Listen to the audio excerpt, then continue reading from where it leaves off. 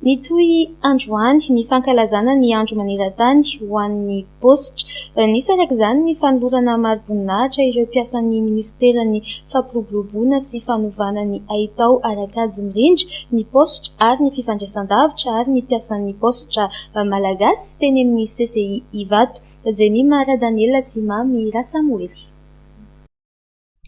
Mpiasatra any amin'ny 10 eo anivon'ny ministeran'ny fampiroboroboana sy fanovana ny haitao arak'ady mirindra ny positra ary ny fifandraisan-davitra ary mpiasan'ny positra malagasy no notolorana mari-boninahim-pirenena androany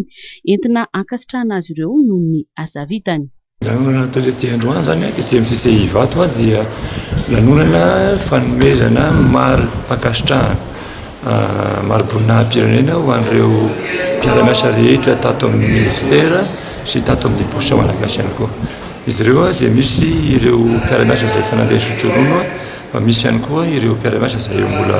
amperiny amin'izao fotoana izao, efa samy nahazo tokony nahazo izay mari-boninahim-pirenena izay avokoa, dia izay natao ety androany nanolorana izy ireo izay mari-boninahim-pirenena izay. Efa azo mari-boninahitra ka amin'ny mari-boninahitra izay dia mari-pakasitrahana avy amin'ny fanjakana izy io, izany hoe matoa ianao zany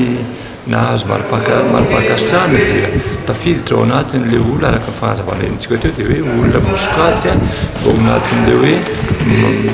tsara fiasa, tsara fitondran-tena, be dia be ny critère izay safidianana an'ilay olona ahazo an'io mari-boninahitra io ka matoa zany azo hoe dia voasokajy tao anatin'ireo zany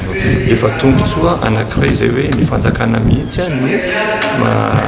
misafidy ianao ahazo mari-boninahim-pirenena dia efa tombontsoa anankiray izay eo ihany koa tafiditra, misy tombontsoa tafiditra any anatin'ny karama izy io.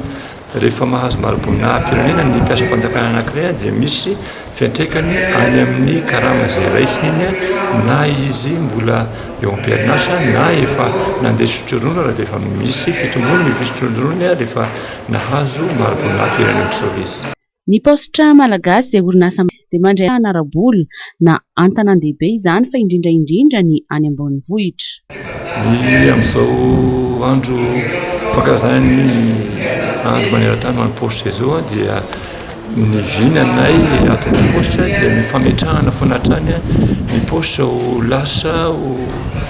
acteur incontournable mialatsiny amin'ny teny frantsay hoe tena hoe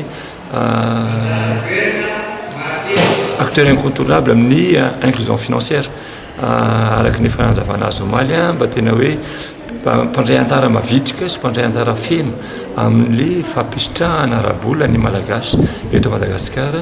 na ny eto amin'ny tanan-dehibe indrindra fa ny any amin'ny ambanivohitra izay zany tena vinan'ny positra malagasy ato anatin'ny taona maromaro avy. Isany nahazo Chevalier de l'Ordre National ny Tale Généralin'ny positra malagasy Richard Ranarson nanatrika ity fotoan-dehibe izay notanterahana teny amin'ny CCI Ivato androany ity moa ny ministra ny fampiroboroboana sy ny fanovana ny haitao arak'ady mirindra ny positra ary ny fifandraisan-davitra.